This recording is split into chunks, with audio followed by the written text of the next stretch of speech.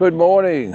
Welcome to Walking Boxing. It is Friday, February the 28th, 2025. And a couple of explosive press conferences yesterday.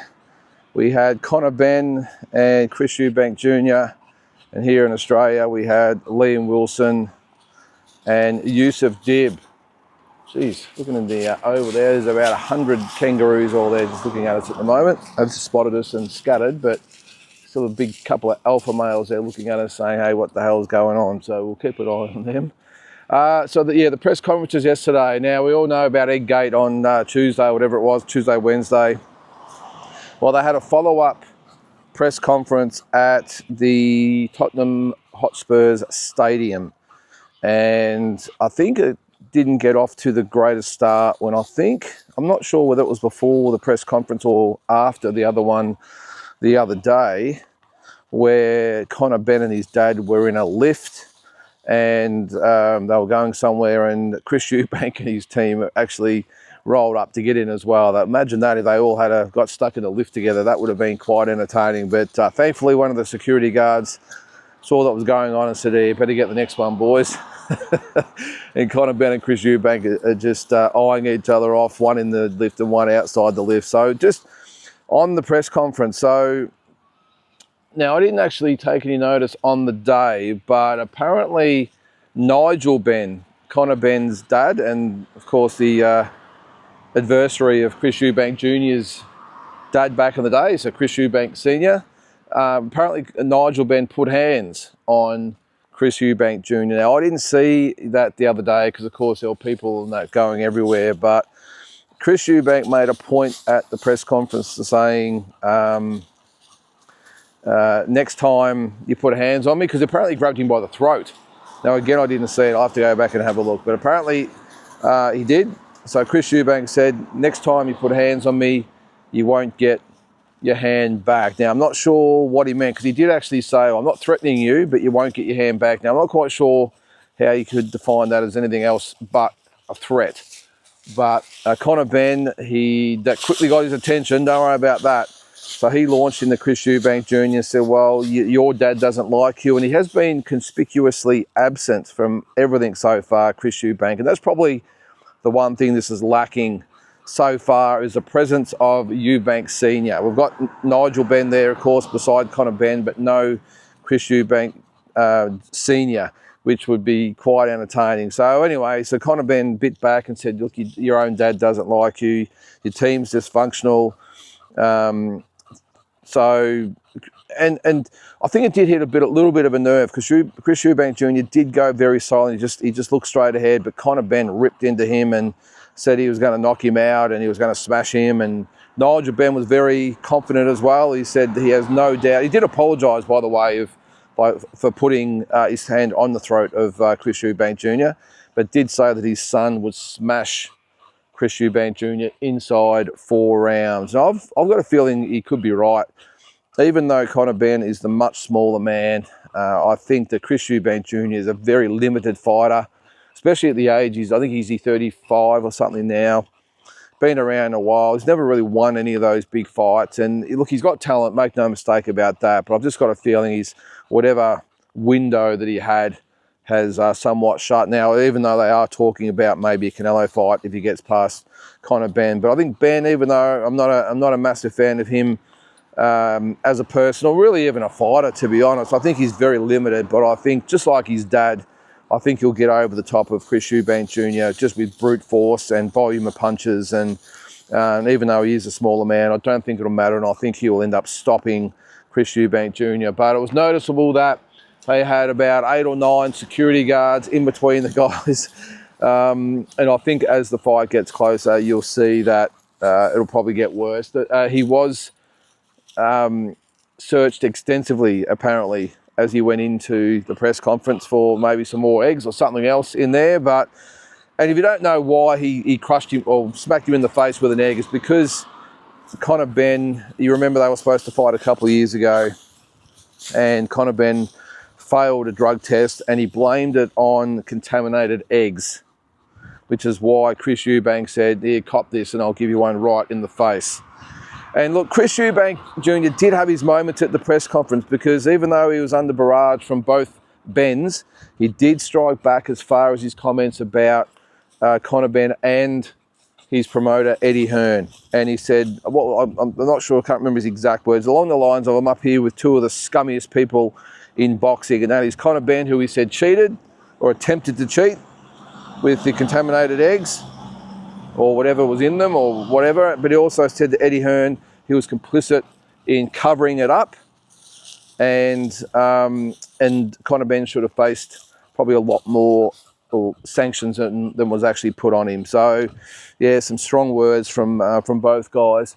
Now, as far as the slap goes on, or the egg crushing incident on Tuesday, Wednesday, whatever it was, the BBBC, the Boxing Board of, or British Boxing Board of Control, apparently will sanction Chris Eubank Jr. in some way. We're just not sure yet. No doubt it'll probably just be a fine.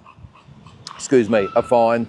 There'll obviously be no suspension like that. I think they'll say to him, hey mate, we realise that you've got to build the fight up, but that's not the way to do it. Eddie Hearn, he put a bit of mayo on it and said, geez, he could have knocked his eye out, or whatever, or scratched his eye or whatever. I mean, come on, Eddie. I don't condone it. I don't think anyone condones it, but I think it was all in a bit of fun. And Conor Benn, okay, got a bit of egg on his face, but I'm not sure he was really in danger, but still a silly thing to do. It really was. It's a very, very silly thing to do. So I'm sure it'll get more colourful as we get close to the fight. The other press conference yesterday was Liam Wilson and Youssef Deeb. Now, that was sort of pretty stock standard. There was the barbs from Liam Wilson, which is a little bit unusual for Liam. He doesn't usually like to trash talk, but he did say that pretty much it was Billy, who is Youssef's brother, it was his idea for the rematch, although Youssef disputes that and says no, he wanted the rematch within 24 hours. He was, after the fight, the first fight that is, was already looking at the rematch. Billy Dibb wasn't there actually yesterday, and Liam Wilson pretty much said, yeah mate, you're not a fighter, you're a good bloke, but you're not a fighter. And it went back and forth anyway, and look, it got sort of more colourful when George Kambosos' name came up. That's probably the point I wanted to touch on, is that Liam Wilson took the opportunity of saying, I think Ben Damon actually might have brought it up about the George Kambosos fight, and Liam Wilson said, well look, I went up to 135 from 130, he moved up to 140. If he wants a payday or a big crowd, he should come up to Brisbane and fight me. He said. He also said about the Jordan fight, which is I'm just waiting for George's response on that, if he even bothers. But he did say about that fight, is it still happening? He said ticket sales are apparently in the toilet. No one cares about it, and he wouldn't be surprised if the fight was actually cancelled. Now, I must admit, what are we, about 3 weeks away? And we've heard pretty much nothing about the fight. And as much as, you know, I'm a fan of George and want him to come back, I've got to agree to some extent that no one cares about the fight. No one wants the fight. And I've got nothing with George actually taking the fight at all. I mean, he's had a tough couple of years since he won the title, or 3 years. So he's in my opinion, you know, there's no problem for him to fight someone like a Jordan, but they've pumped it up as a big homecoming and it's a big fight. But the media has been non-existent so far. The interest has been non-existent from even all the fight fans I know. They're not really talking about it. It's probably more talk about Jarvis and Thurman than Kambosos and Jordan, which is unbelievable. But there's not a lot of interest in the fight, and it would not surprise me at all if ticket sales were pretty dire. And at what point do they, you know, they might pull the pin? I doubt it. I doubt they would. There's too much riding on it. But, geez, it is a business and there's a lot of money riding on it. At what point do they say, well, enough's enough, and pull the pin? Again, I don't think they will, but he did have a point. The thing is, I will say, like, I'm expecting what George would say is, well, mate, what do you possibly bring to the table? And this is a thing that boxing fans have got to understand here in Australia. Even with the whole Tim Michael Zarafa thing, all the fight fans saying, well, Tim's got to fight Zarafa. And some are saying, well, George, you know, he should be fighting Liam Wilson. But you've got to look at the big picture. Big domestic fights that mean nothing overseas, do nothing for rankings, do nothing for maybe potential opportunities. All they do is satisfy the fight fans here in Australia. So George Kambosos, I'm sure, will be looking at Liam Wilson the same way as Tim Tszyu looked at Michael Zarafa. Hey, that's great that the Australian public want the fight, but in the full scheme of things in world boxing, it means zero. And they're looking at the big picture, as I said, about, you know, those opportunities overseas, world title fights. And George Kambosos, he's still a name in world boxing. He is. He still regularly spars online with all the top line guys. They all want a piece of George. And regardless of whether you think he's lost 4 in a row, or he's definitely lost 3 out of 4, but a lot of people get into him about the 4th fight with Maxie Hughes. Those guys are still calling George out. He's still a big name. And a fight with Liam Wilson, while it would be appealing for us here back in Australia, does not mean anything in the world scene, which is why George Kambosos wouldn't want Liam Wilson. That sort of surprises me a little bit, why in this aspect, if Liam is looking for that fight with George, why he fought Youssef Dib again. Now, even though it wasn't his best performance against Youssef Dib, he still got the job done. He got the knockout conclusively. I just don't think it's the right fight for him. Maybe they wanted the fight, I don't know. Maybe the money was good, maybe No Limit were the ones pushing, I don't know. But I'm just surprised that Liam Wilson is almost taking a step sideways, if not a little bit backwards, by fighting Youssef Dib again. I would have thought they'd be pushing forward. I'm not sure how long Liam's got left in the sport. It's a tough sport, as we know. But I'm just sure why they would be going this route, unless it's a quick tune-up for a quick turnaround of a fight of some magnitude. I don't know. But it's not really, in my opinion, giving me the, I suppose, the desire to get on the bandwagon and say, George Kambosos, you should be fighting Liam Wilson, because beating Youssef Dib for a second time really, in my opinion, doesn't do anything. You know, if it had been someone a little bit higher up the tree, or an international opponent, whatever you might be saying it. But Youssef Dib, with all due respect to him, is just a domestic level fighter.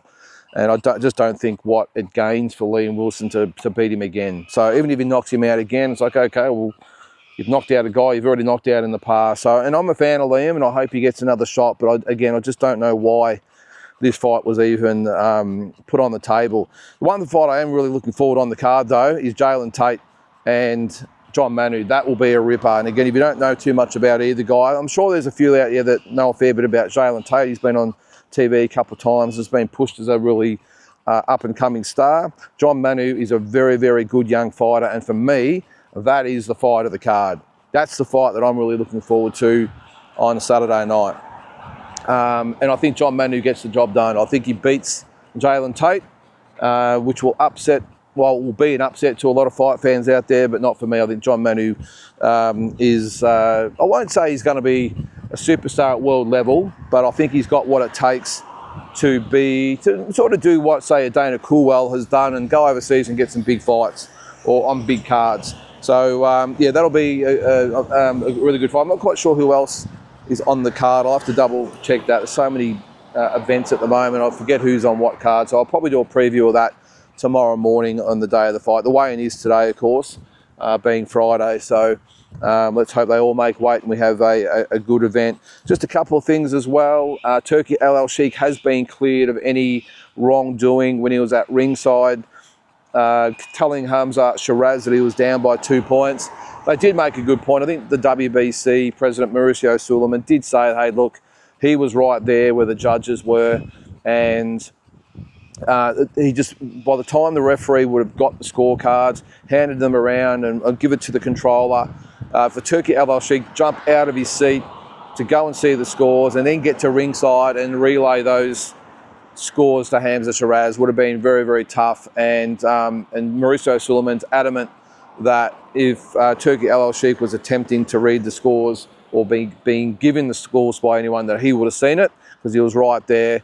And I suppose we'll take him at his word. But I did say that the other day, my feeling is that I think Turki Alalshiek was purely just maybe he had the DAZN monitor, maybe he was watching Chris Mannix's score on the DAZN TV screen and he's relayed that. I don't know. Maybe he thought that was the official scores. I don't know. But I've got a feeling he was just giving his personal opinion, saying he was 2 points down. I don't think there's anything untoward there. But in this day and age, who knows? He does run boxing, doesn't he? A couple of things too. David Benavides has been apparently ordered by the WBC. Well, sorry, the WBC have ordered that David Benavides he's the #1 challenger, be next for Dimitri Bivol. Not sure what sort of effect that has on the Benavides rematch. I would think not much. I would think that there'll be a handshake agreement. Benavides will step aside, but we might have a little bit of a Canelo situation, mightn't we, where he's got to wait and bide his time for that third fight. The other one is Zurdo Ramirez is fighting Uniel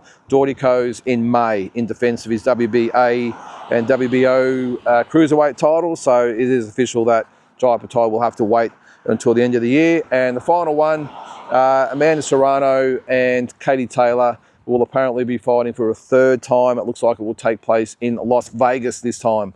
It's not very often you see someone that's beaten a fighter twice give them a third opportunity, but it looks like it's going to happen, and this time in Vegas. So a fair bit still happening in the world of boxing. All right, guys, actually there was one other thing I had to do, and that was the top 10 pound for pound for the Ring magazine has been released. Now, I've got that here somewhere. Just got someone going past me there. I'll just get it out of my pocket. All right, so the Ring magazine have released the pound for pound top 10. Let's have a look as Neil just takes a bit of a break here. Sit there, buddy. Sit there. How you doing? Good. Going for a bit of a run. All right, so the Ring magazine top 10. Here we go. They've got, this is pound for pound. So we'll start at number 10. They've got Devin Haney at number 10. They've got Junto Nakatani at number 9. Javonta Tank Davis at number 8. Canelo Alvarez at number 7. Jesse Bam Rodriguez at number 6. Artur Beterbiev at number 5. Dimitri Bivol at number 4. Terence Crawford at number 3. Naoya Inoue at number 2. Alexander Usyk at number 1. So look, I think we'd agree with most of those. I mean, Usyk, Inoue and Crawford, you could probably throw up in the air. For one, I would not have Terence Crawford as number 1. I just don't think he's been busy enough. Talent-wise, yes, maybe he would definitely challenge, but I'm not quite sure by his inactivity why he would challenge. Usyk and Inoue have been active, so I think if you had to choose one over the other, you're going to give it to the active fighter. Look, I would still have Canelo Alvarez above Bam Rodriguez. I think Canelo at 6 and Rodriguez maybe down to 7 is probably more like it. Even Artur Beterbiev might sort of drop down another couple of cogs there. But, I mean, for me, and the other thing I don't know how you have Devin Haney in there. I would definitely have him out. I mean, he's coming off a dominating loss. So why would he be in the top 10? I think I would probably put maybe David Benavides in there. I think he would probably be the only change there. Tank Davis is even arguable. I think even you could make a case for Jai Patai in that as well. So I still would have Naoya Inoue at number 1. I would have Alexander Usyk at 2. Terence Crawford at 3. Bivol at 4. Canelo at 5. Beterbiev at 6, Jesse Bam Rodriguez at number 7. I would have Junto Nakatani at 8, probably Javonta Tank Davis at 9, and David Benavides at 10. However, I definitely would have Jai Patai probably in 11th position, if not maybe making a case to go in there above Tank Davis. So anyway, what do you guys think? Everyone's views are subjective. Do you go on activity? Do you go on resumes? Do you go on talent? Lots of different variables in there. So let me know what you think in your pound for pound top 10. So guys, that is going to do it for today. Hope you have a great Friday and we'll catch you tomorrow.